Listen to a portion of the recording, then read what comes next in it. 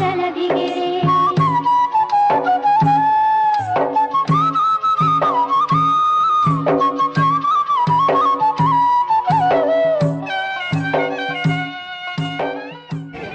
ತಾಯಿ ದರ್ಶನ ಮಾಡ್ಕೊಂಡು ಈ ಕಡೆ ಬಂದ್ರೆ ಬೆಳಗ್ಗಿಂದ ರಾತ್ರಿವರೆಗೂ ದಾಸೋಹ.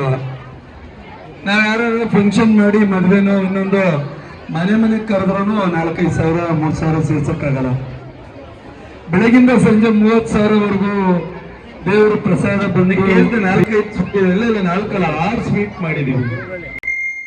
6 ತರ ಸ್ವೀಟು, 4-5 ತರ ಪಲ್ಯ, ಸಾಕಾಗಷ್ಟು ರೈಸು, ಪೂರಿ, ಯಾವುದೇ ಅದ್ದೂರಿ ಮದುವೆ ಸಮಾರಂಭಗಳಲ್ಲಿ ಮಾಡೋದಕ್ಕಿಂತ ಹೆಚ್ಚಿನ ಅಡಿಗೆಯನ್ನು ಮಾಡಿ ಆ ತಾಯಿಗೆ ಅರ್ಪಿಸಿ ಜನರು ಭಕ್ತಿಯಿಂದ ಪ್ರೀತಿಯಿಂದ ಬಂದು ಪ್ರಸಾದವನ್ನು